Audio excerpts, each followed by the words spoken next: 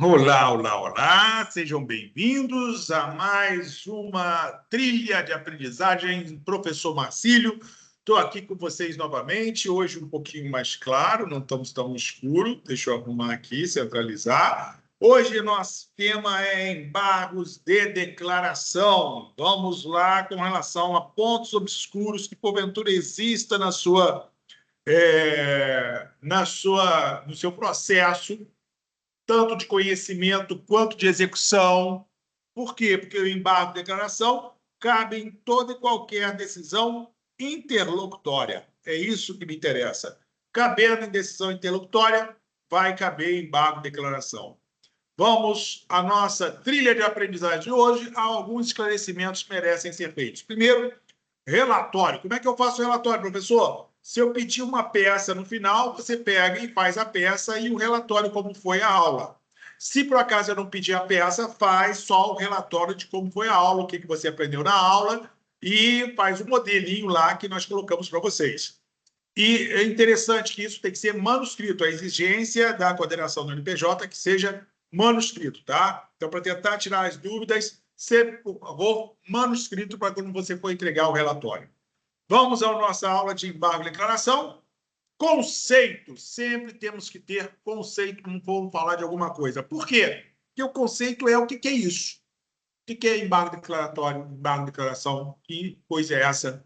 Então, tem conceito. Conceito veja só, é de doutrinar, tá? Doutrinário. Doutrinário quer dizer que um cara, um jurista, pegou e diz, ó, embargo de declaração é isso. E a própria lei já fala o que é embargo de declaração. Só que nós interpretamos de diversas formas. Então, existem diversos doutrinadores, cada um dá um conceito diferente. É a sua bossa, é a sua forma de falar. Mas temos um conceito legal.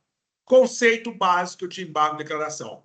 Meio de impugnação pela qual uma das partes pede ao juiz ou tribunal, então pode ser em processo de conhecimento de primeira instância, ou em recurso, ou em execução, sem problema nenhum, que esclareça determinado ou determinados, pode ter mais de um, aspecto ou aspectos de uma decisão proferida quando há alguma dúvida, olha só as exigências, quando há dúvida, omissão, contradição ou obscuridade nessa decisão. Decisão interlocutória, não é decisão de mérito. Toma muito cuidado com isso, que embargo de declaração não cabe em decisão, embargo de declaração não cabe em decisão para reformar mérito.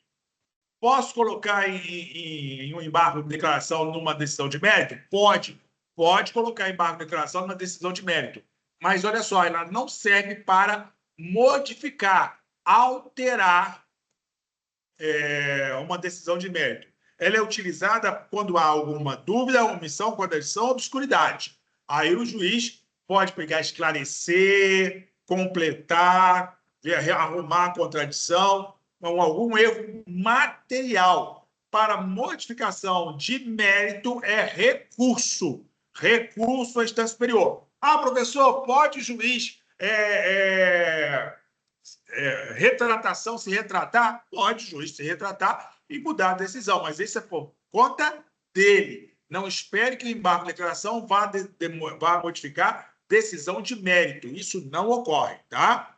Ela é especificamente para algum erro material quanto a dúvida na sentença, omissão, contradição, obscuridade. Serve para isso, tá? E é direcionado para quem? Para o órgão julgador, seja ele colegiado ou unipessoal, que deu aquela sentença que está obscura. Não é para a instância superior que vai rever. O embargo de declaração é para a mesma instância que proferiu a decisão, seja ela unipessoal ou seja ela de colegiado. Então, se você está em primeira instância, a unipessoal do juiz. Se você foi para a segunda instância e o relator deu essa decisão omissa, você cabe àquela unipessoal, é só o relator. Se foi o colegiado que deu aquela decisão, cabe do colegiado. Isso é o conceito de embargos à declaração. Qual é o cabimento? Então, é a mesma coisa da parte do conceito. Quando é que eu vou poder apresentar meu embargo de declaração? A função, então, pode ser de decisão interlocutória ou decisão de mérito. Mas volto a dizer, não cabe para alterar mérito. Não cabe embargo de declaração para alteração de mérito. É só para. Aí vem as funções. Qualquer decisão judicial para esclarecer obscuridade, eliminar contradição, suprimir omissão ou corrigir erro material. Erro material mais simples, é o copiou, colou e deixou uma sentença que não tem nada a ver com o que você pediu. Você fez um pedido de alimentos, por exemplo, e tem lá o pagamento do condomínio deve ser feito, mas isso é um erro material. Tá? Esclarecer uma obscuridade. Você pediu gratuidade de justiça e o juiz, porque a pessoa não tem condições de pagar, porque ganha muito pouco, e o juiz indeferiu a gratuidade, mas não disse por quê. Nós temos aí uma omissão e uma obscuridade. Contradição, defiro e indefiro. Espera aí, está contradizendo o próprio. Então, em alguma dessas situações onde há um erro clássico, um erro crasso, uma omissão, contradição, obscuridade, vai caber embargo de declaração. Volta a falar, não cabe com relação à alteração, mudança do mérito, tá? Ainda, então, obscuridade. O que é obscuridade? Dúvida ou possibilidade de interpretações diferentes. Contradições ou contradição. Textos que se contradizem na decisão. Uma incoerência interna. Omissão. Sempre que um dos pedidos feitos pelas partes não for analisado. Falta da fundamentação analítica. O juiz é obrigado a fundamentar tudo. Tem que, o pedido foi esse, neguei por causa disso, fundamentado naquilo. Tem que informar tudo. Então, ele foi omisso se ele não deu a resposta. Erro material perceptível por qualquer homem médio ou por qualquer pessoa que tenha um nível de inteligência normal. É o erro simples e pode ser corrigido de ofício. Ou uma digitação errada, o cálculo foi dado errado, aí cabe embargo de declaração. Fundamentação legal. Aonde está dentro do CPC a fundamentação legal para embargo de declaração? Artigo 1022. Artigo 1022 diz: cabe embargo de declaração contra qualquer decisão judicial para. Então, decisão judicial não é decisão administrativa. Vai à conclusão. Entra com embargo de declaração. Que isso? É decisão. Isso foi um despacho interlocutório, despacho administrativo. Para esclarecer, inciso primeiro, esclarecer obscuridade ou eliminar contradição. 2, suprimir omissão de ponto ou questão sobre a qual devia se pronunciar o juiz de ofício ou há requerimento. 3, erro material. A fundamentação legal está exatamente no artigo 1022 e ainda devo acrescentar o parágrafo único desse artigo. Diz: considera-se omissão a decisão que deixar de se manifestar sob tese firmada em julgamento de casos repetitivos ou incidentes de assunção de competência aplicável ao caso sob julgamento. 2, incorra em qualquer das condutas escritas no 489, parágrafo 1º. Então, vamos lá no 489 do CPC para saber esse parágrafo 1º. São elementos essenciais da sentença. Então, o juiz, quando der uma decisão, ele obrigatoriamente tem que colocar isso.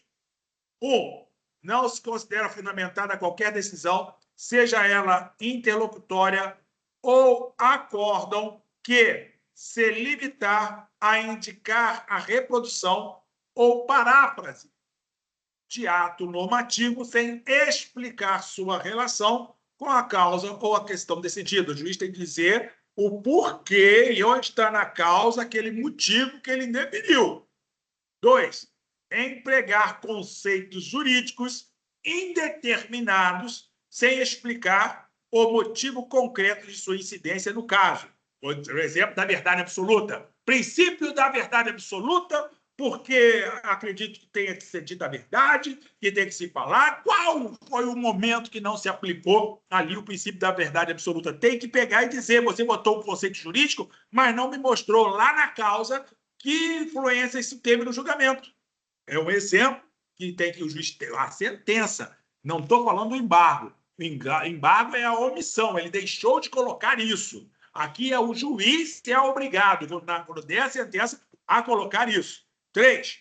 Invocar motivos que se prestariam a justificar qualquer decisão. Ah, eu dei porque parecia certo. Não, tem que dizer o conceito jurídico determinado. Qual foi? É nulo porque vai contra a lei, é nulo porque uma das partes vai ganhar mais que a outra. Tem que pegar e colocar o conceito jurídico ali, não de forma geral. Tá? 3. Invocar motivos que se prestariam a justificar qualquer outra decisão, é o que já falei. 4. Não enfrentar todos os argumentos deduzidos no processo capazes de, em tese, infirmar a conclusão adotada pelo julgador. Então, tem que cada um dos pedidos e cada uma das questões abordadas na petição, seja ela na petição inicial, seja ela na contestação, ou em qualquer momento do processo, tem que atacar cada uma. A decisão tem que dizer, não dei para possibilidade de testemunha, porque já estava suficientemente provado aquela questão, tem que explicar. O juiz tem que fazer isso. 5. Se limitar a invocar precedente ou enunciado de súmula sem identificar seus fundamentos determinantes, nem demonstrar que o caso sob julgamento se ajusta àquele fundamento. É você fazer uma analogia de uma jurisprudência que é incabível. É um exemplo que eu tenho muito maravilhoso, é o copia e cola do site do SUS Navegante, que vem lá escrito 2005 XXX. O que é isso? Copia e cola isso aí, graças a Deus eu não vi nenhum magistrado fazendo isso, mas já vi advogado fazer isso. Você não pode só simplesmente, conforme súmula do STF, tal, não se deve. Então, explica por quê. Conforme a súmula tal, no caso em tese aqui colocado, pode observar que foi dado, o juiz tem que explicar, tem que pegar e dar a explicação por que aquela súmula cabe exatamente ali. E 6, deixar de seguir enunciado de súmula, jurisprudência ou precedente invocado pela parte, sem demonstrar a existência de distinção no caso de julgamento ou superação do entendimento. Então, não pode o juiz simplesmente largou para lá, você evocou ou invocou uma súmula que o juiz é obrigado a seguir, súmula aí, não é vinculante, uma súmula do tribunal, e ele está em desacordo. Ele pode estar em desacordo, sem problema nenhum, mas tem que justificar por que ele está em desacordo, tá? Ele é obrigado a explicar por quê. Nossa, hoje está quase babando aqui, de tanto gritar. Vou tentar ir mais calmo, tá? Então, tem que dizer por que ele não concorda com aquela súmula e da fundamentação dele. Não é que a súmula é vinculante a ele. Ele tem que dizer por que não aplicou a súmula naquele caso concreto. Tá, ok? Parará.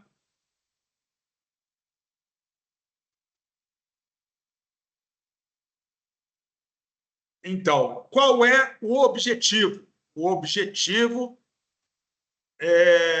do embargo de declaração. Então, para que serve o embargo de declaração?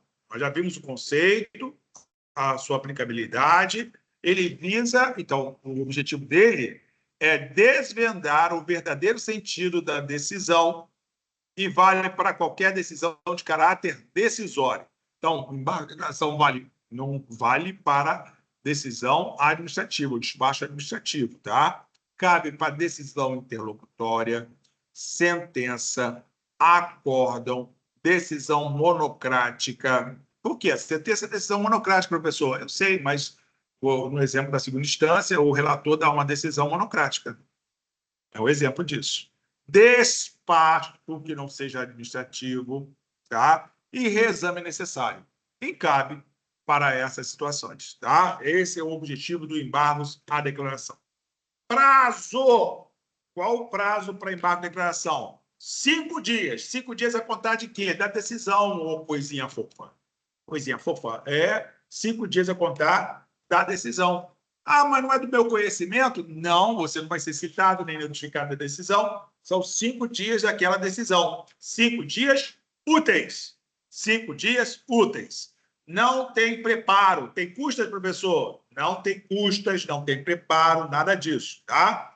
Havendo possibilidade de modificação da decisão, a outra parte tem 5 dias para contrarrazoar. Então, recebi o embargo de declaração, aí sim o juiz cita a outra parte para a outra parte contrarrazoar o embargo de declaração, aí vamos ver o que aconteceu. Tá? A outra parte tem que contrarrazoar? Sim, tem que contrarrazoar assim que for recebido. Tá? E o mesmo prazo, 5 dias para ele contrarrazoar. Efeitos. Quais são os efeitos do embargo de declaração? Probabilidade de provimento, e se for relevante fundamentação, dano grave de difícil reparação, tem efeito suspensivo, em regra não tem, mas temos exceção. Então, o efeito suspensivo, o que é suspensivo? Eu entro em embargo de declaração, suspende a execução da sentença? Não, não suspende, porque aí vemos os 15 dias para entrar com recurso. Então, a contagem do prazo continua, não suspende. Então, muito cuidado com isso, que as pessoas entram em embargo de declaração e acham que pode recorrer depois que sair a sentença do embargo de declaração e não pode, porque o prazo continua.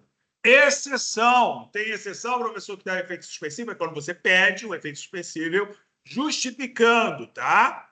A necessidade extrema do efeito suspensivo pela possibilidade, se não der efeito suspensivo, o grande dano de difícil reparação, de impossibilidade de voltar atrás daquilo que aconteceu.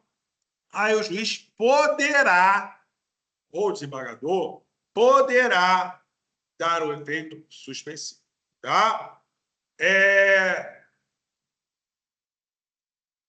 Interruptivo. Então, o prazo não é suspensivo, mas o prazo, os demais recursos que podem ser interpostos da mesma decisão ficam parados, mas não devolvidos na íntegra, não são devolvidos. Você pegou e passou 5 dias e entrou com agravo. Então, para aquele prazo de 5 dias, o efeito não é suspensivo, não suspende o andamento do processo, mas com relação aos recursos, suspende, tá, aquele recurso, mas não devolve o prazo na íntegra. Tá? Fungibilidade. O relator pode converter embargo de declaração em agravo interno. Ou seja, como é que é isso, professor? Tal conversão leva ao julgamento imediato pelo órgão colegiado. Eu recebi o embargo de declaração e o juiz pode pegar, o desembargador, isso na segunda instância. Vou te dar o meu exemplo. Eu peguei o juiz de primeira instância, juiz de piso, deu uma decisão X, decisão interlocutória, concedeu alimentos provisórios para uma pessoa. Eu peguei, entrei com agravo de instrumento. Aí, dentro desse agravo de instrumento, o juiz disse que eu provasse a gratuidade. Eu provei a gratuidade, ele não aceitou, indeferiu a gratuidade, pediu o preparo. Eu peguei, entrei com embargo de declaração. Ele disse que o embargo de declaração era intempestivo, fora de prazo, e eu peguei, ele pegou e proferiu decisão. A decisão dele, em cima da decisão dele, eu peguei e entrei com embargo de declaração dentro da decisão dele, porque ele foi omisso. Ele não disse por que ele não dava gratuidade. E aí ele pode converter esse embargo de declaração em agravo interno e mandar para o colegiado. Que confusão, né? Mas é maneiro, olha só o que aconteceu. Em primeira instância, de uma decisão interlocutória, eu agravei aquela decisão interlocutória, foi para a segunda instância. Na segunda instância, o juiz falou para eu pagar as custas, o preparo, eu pedi gratuidade para o meu cliente, ele indeferiu gratuidade e eu peguei, fiz embargo de declaração daquele indeferimento dele. Ele disse que era intempestivo e deu a sentença extinguindo o processo em julgamento do mérito. E não justificou porque, da mesma forma, eu peguei e novamente entrei com o embargo de declaração em cima dessa decisão dele, e agora ele vai ser obrigado a remeter para a turma, como agravo interno, para a turma decidir. Olha que zoada! Isso, o processo de conhecimento está lá no começo. Está lá no começo. E eu estou discutindo gratuidade e justiça em cima do agravo. Essa é a fungibilidade. Fungibilidade é ser trocada uma coisa por outra. Uma coisa fungível é que pode ser trocada. Infungível não pode ser trocada. Então, a fungibilidade é que pode deixar de ser um agravo, de um embargo de declaração, e o juiz considerar como agravo interno lá na segunda instância. Agravo interno é segunda instância. Não tem agravo interno no juiz de piso, em primeiro grau. Tá? Ainda pode ter o efeito infringente em decisão, modificação de decisão devida ao erro anterior apresentado pelo embargo. Então, pode ter, sim, a infringência de alterar a decisão. Aí vem a questão que não seja de mérito, a questão da sentença, modificar a sentença, tá? Tendo em vista o erro que aconteceu, o erro. Por isso que é infringente. Mas tomem muito cuidado. Cuidado com o quê? Se você apresentar um embargo de declaração no sentido protelatório, o que é sentido protelatório? Você está protelando, tá? Só para demorar mais. Aí nós temos, digamos assim, sanções que podem ser aplicadas exatamente porque você protelou. Então, quando o embargante quer ganhar mais tempo na ação interpondo tal recurso. Então, muito cuidado, porque pode ser entendido como o embargo de declaração protelatório. Primeira vez que você apresenta o embargo de declaração e ele é considerado prolatório, multa é dada a multa a quem ingressou com o embargo declaratório com relação a 2% do valor da causa. Aí você entra pela segunda vez no mesmo processo, tá? Isso que eu estou falando é no mesmo processo. Entrou pela segunda vez com o embargo de declaração e foi dado sentido protelatório a ele. Você não tinha razão nenhuma, você só queria protelar. Multa de até 10% e novos recursos condicionados ao pagamento dessa multa. Você só vai poder apresentar recursos se você pagar a multa. Isso pela segunda vez. Terceira vez, entrou no mesmo processo pela terceira vez. Veja bem, muitas vezes não é no mesmo ato. São de atos diferentes. Mas se der o sentido protelatório, e pela terceira vez você entrou e tem sentido protelatório, não serão conhecidos os embargos, não serão recebidos. Não aceito embargo. Por quê? Tem sentido protelatório do mesmo jeito. Professor, eu posso recorrer disso? Pode recorrer disso, sem problema nenhum. Mas tenha certeza do que você está fazendo, tá? Tenha certeza. Modelinho, vamos ao modelinho de sempre. Então, já vimos o embargo declaratório, que não tem muito mistério. Para que serve, para que eu vou usar, não tem muito mistério. Mas vamos ao modelo, para você não ficar igual uma pessoa confusa, buscando por aí onde é que tem modelo de embargo de declaração, em mutatis mutandis. Eu já te dou um aqui mais ou menos, tá? Já te dou um para você começar a esquematizar, a forma, tá? Não é a forma, é a forma para você adaptar para seu caso. Você pode pegar e adaptar para o seu caso.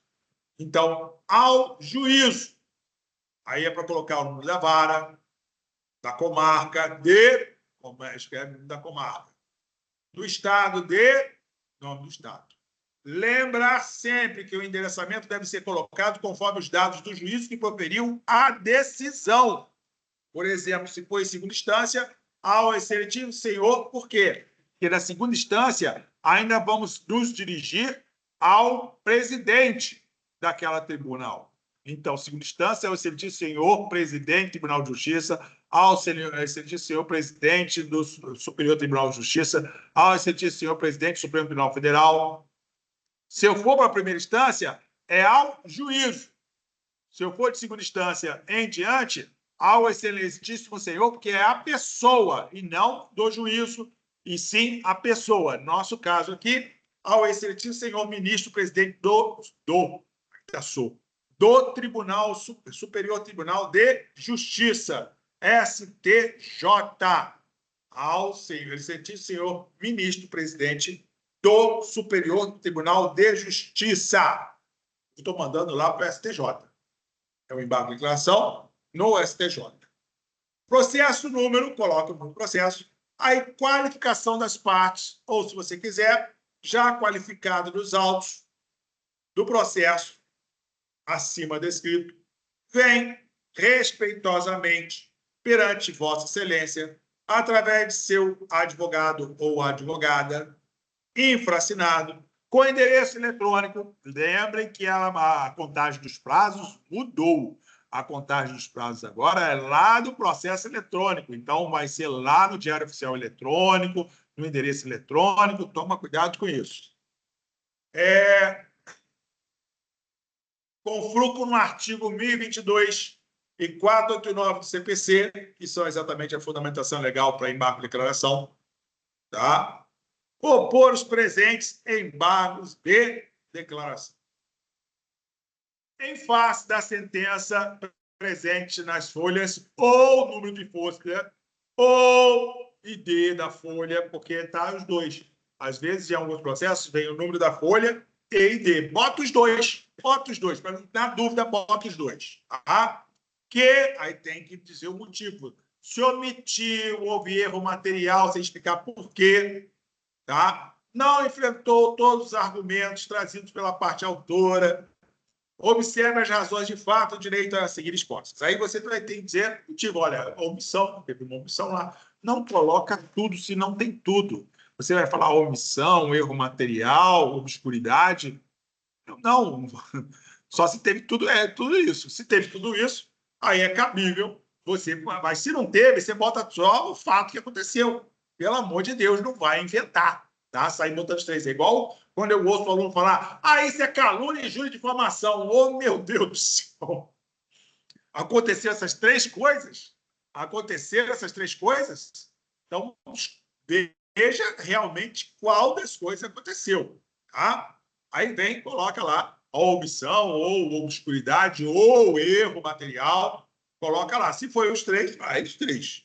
Aí não fica atacando pedra para ver se segura lá, não. Faz isso não.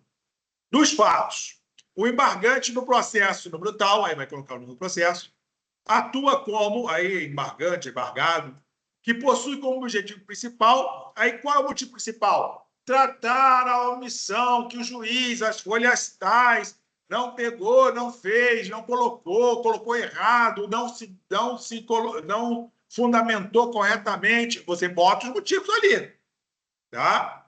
Sendo a outra parte o senhor, aí coloca o embargado, é a outra parte. Tá? Aí vem, vamos colocar a história do processo. Se você quiser, tem que expor os fatos. Eu digo o seguinte, toma muito cuidado para não ser prolixo. Se houver necessidade, legal, conta todos os fatos. Se não houver necessidade, você pega e suprime isso. Então, eu estou colocando aqui como se você tivesse que explicar todo o processo. Se você tiver que explicar todo o processo, esse é um exemplo. No dia, tanto, o embargante iniciou o processo por meio de seu advogado, que trouxe tese e fundamentos à petição apresentada. Acontece que o excelentíssimo senhor juiz proferiu sentença na qual não foram enfrentados todos os argumentos trazidos pelos embargantes, sendo esse assunto debatido em diversos julgados, conforme foram mostrado em petição anterior. Aí você vai pegar nessa parte e explicar que você falou isso, ele deixou de dizer por que foi, por que não foi. Desta forma, aí o data vênia esse cheiro de bolor, esse mofado fui eu, tá? Essa data vênia. Ao ler a decisão, é evidente, muito clara a omissão. Caso se trate de outro assunto que gerou a necessidade de uma declaração, você pode, já que o meritíssimo magistrado não se pronunciou a respeito do que foi abordado nas folhas tais. Coloque as folhas ou ID, que ele foi omisso ali, ou que ele foi obscuro, ou que ele não deu fundamentação, você coloca ali. Sendo assim, é necessário que seja sanada a omissão em questão. Destarte. O embargante, em busca de sanar a omissão ocorrida, não encontrou alternativa a não ser a oposição do embargo à declaração realizado nesse documento. Eu estou apresentando o embargo à declaração exatamente para tentar sanar o que aconteceu. Aí vamos falar, é no prazo, no meu caso, que o desembargador achou que não era tempestivo. Então, vou falar da tempestividade. O que é tempestividade? Está no prazo? Está no prazo, doutor? Então, o embargante, muito atento à data que foi proferida a sentença, ao tomar ciência da omissão, buscou prontamente pela resolução do problema por meio deste embargo à declaração, sem realizar nenhum desrespeito ao prazo estabelecido em lei. Vejam que o artigo 1023 do Código de Processo Civil diz: os embargos serão opostos no prazo de 5 dias em petição dirigida ao juiz, com a indicação do erro, obscuridade, contradição, omissão, e não se sujeitam a preparo. Então, tem que pagar Eu vou, então, estou no prazo, excelência. Estou no prazo. Ainda observe que diz o artigo 1003 do CPC, que fala: o prazo para interposição de recurso conta-se da data em que o advogado, a sociedade de advogados, a advocacia pública, a defensoria pública ou o Ministério Público são intimados à decisão, que eles tomam ciência. Não é? Nesse caso, agora, que nós tivemos essa resolução do Conselho Nacional de Justiça, vai ser na data que está delimitada dentro do prazo do processo eletrônico ou do Diário Oficial Eletrônico. Mudou. Mudou. Muita atenção nisso. Tá? Ter em vista que o advogado embargante tomou ciência da decisão na data de, aí escreva a data que tomou a decisão, tendo, então, a parte representada por ele tomado ciência na mesma data, o embargo de declaração não contraria nenhum prazo estabelecido na legislação. O prazo de 5 dias transcorridos não é superior ao necessário a 3 dias corridos, 4 dias corridos, 1 dia corrido. Não é superior ao necessário para interpor o presente embargo. Por esse motivo, esse documento encontra-se tempestivo. Só isso para falar da tempestade, pessoal. Porque o senhor acontece igual acontece comigo. Eu fui tentar ser célere, eu fui tentar ser bem resumista, e aconteceu que a embargadora achou que não. Então, tem que pegar e botar. Do direito, aí vou falar da omissão. Qual foi a omissão da decisão? Qual foi o erro material? Vou falar. Nota-se que a decisão presente às folhas TAI não confrontou todas as teses e fundamentos trazidos pelo autor dessa ação em sua petição. Por esse motivo, é necessário que se faça uma análise do que traz a legislação sobre a prolação da sentença. A nossa Constituição Federal é clara, trazendo o seu artigo 93, inciso 9, que toda decisão deve ser fundamentada. Artigo 93, Lei Complementar de Iniciativa do Supremo Tribunal Federal, disporá sobre o Estatuto da Magistratura, observados os seguintes princípios. 9. Todos os julgamentos do órgão do Poder Judiciário serão públicos e fundamentadas todas as decisões sob pena de nulidade, podendo a lei limitar a presença em determinados atos das próprias partes e seus advogados, ou somente a esses, em casos dos quais a preservação do direito à intimidade do interessado no sigilo não prejudica o interesse da informação. Então, o juízo, o mais importante para a gente aqui, todos os julgamentos do órgão do Poder Judiciário serão públicos e fundamentadas todas as decisões. É essa parte que é importante para mim. Tem que ser fundamentada a decisão. Não pode ser foi porque foi. Vai ser assim porque eu quero assim. Não, não é assim que funciona. Tá? Sobre o assunto, o Código de Processo Civil trata de forma mais profunda a prolação da sentença, visto que deixa clara que ela deve enfrentar todos os argumentos apresentados durante o processo. Então, o 1022 fala, eu repito para você, bota no processo novamente e repita quantas vezes for necessário o seu embargo de declaração. Cabe embargo de declaração contra qualquer esclarecer, suprimir, corrigir e considera omissa decisão que deixe de manifestar sob tese firmada em julgamento ou incorre em qualquer das condutas descritas no 489. E o 489 vem exatamente falando: não se considera fundamentada qualquer decisão judicial que seja ela interlocutória sem terço acordo, que não enfrentar todos os argumentos deduzidos do processo capazes de, em tese, infirmar a conclusão adotada pelo julgador. Então, o juiz tem que dizer por quê. Não é só porque não dou porque ele ganha muito. Por exemplo, não dou porque mesmo ele ganhando muito e gastando muito, ele tem condições, tem que enfrentar de cara e mais friamente aquilo que está dizendo. Tá? O juiz não pode, não dou porque eu não quero. Não pode ser isso. É evidente, ao se analisar a petição e a decisão, que não foram trazidas à sentença os temas. Aí, no caso que você está lá questionando, no meu caso, por exemplo, a gratuidade de justiça, porque eu pedi gratuidade de justiça porque meu cliente ele ganha bem, mas ele tem gasto muito grande, porque a filha dele é autista, ele tem gasto com colégio, com explicadora, e o gasto é grande também, e gastar com as custas processuais vai ser, digamos, uma penalização maior para ele, monetária, econômica, monetária, nesse caso, economicamente falando. Tá? Então, tem que explicar porque o juiz não falou nada. Exatamente isso que você vai atacar. Por que o juiz não falou nada?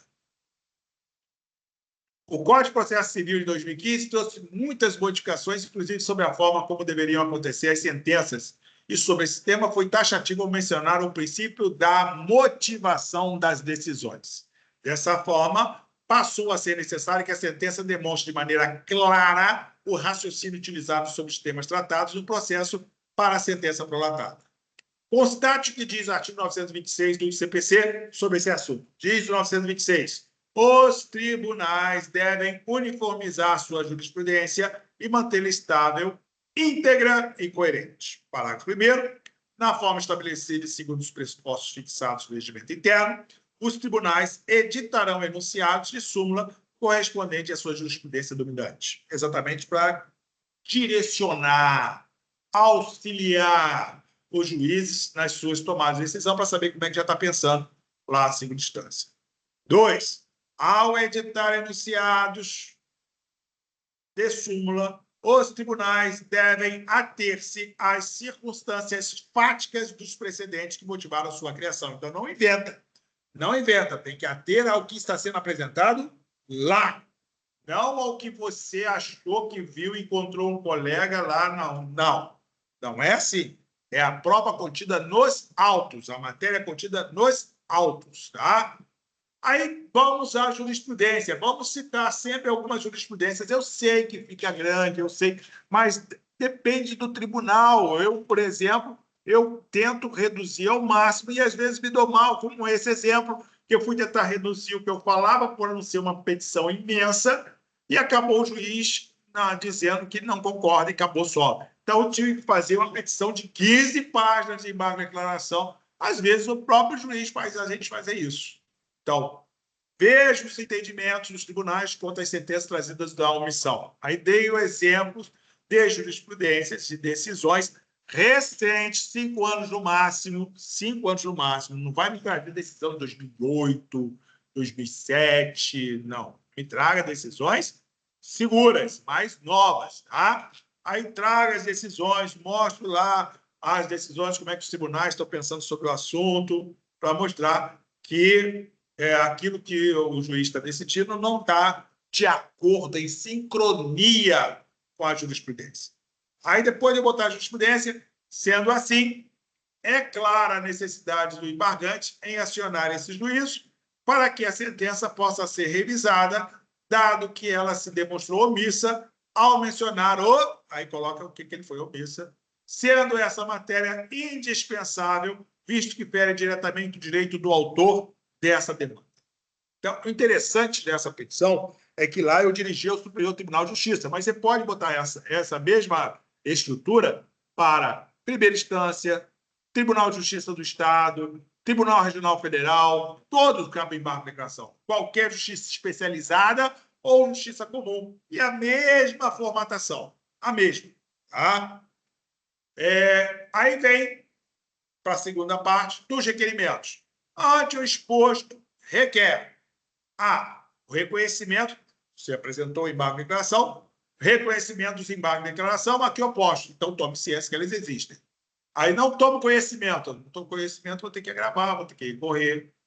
B, conforme previsão no artigo 1024 do CPC, que o prazo máximo de 5 dias, a respeitável sentença seja reformada, sanando assim o problema aqui relatado de omissão, para que assim não sejam infringidos os direitos do autor desse documento. Aí aqui você tem que colocar o que você mandou alterar, você tem que ser repetitivo. Seja reformada no que se refere à omissão disso, daquilo outro, tem que ser repetitivo. Aqui você vai ter que encaixar o que você pediu dentro da omissão, contradição, erro material, para você vai ter que pedir para arrumar. Tá? E eu botei uma conclusão. Veja, excelentíssimo senhor desembargador, ministro ou juiz, que o pedido feito nesse instrumento é um direito do autor da demanda e, como exposto, busca-se e requer-se apenas que o embargo de declaração seja reconhecido, visto que traz embasamento válido e cabível para isso, bem como se requer ainda que aconteça o efeito modificativo, pois, através deste, poderão ser esclarecidas as omissões ocorridas na sentença proferida do presente no documento. Aí coloca no documento da sentença, da decisão que foi dada.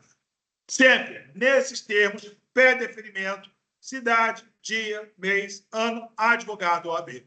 E você fechou, anota aí, fechei a minha petição de embargo de declaração. É assim que é feito. Tá ok?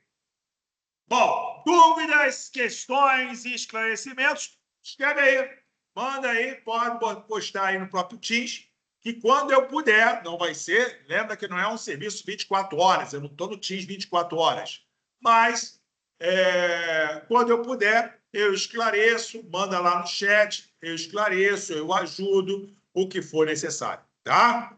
E a gente está aqui para isso. Na próxima semana, nós apresentaremos o recurso ordinário, pode ser apelação, inanimado, vamos falar na próxima aula. Foi um prazer ter cada um de vocês aqui, espero ter esclarecido o básico do embargo de declaração e garanto a vocês que vocês vão ir muito bem se continuarem a estudar dessa forma, tá? Fiquem com Deus, um abraço, vamos lá. Vamos encerrar a gravação.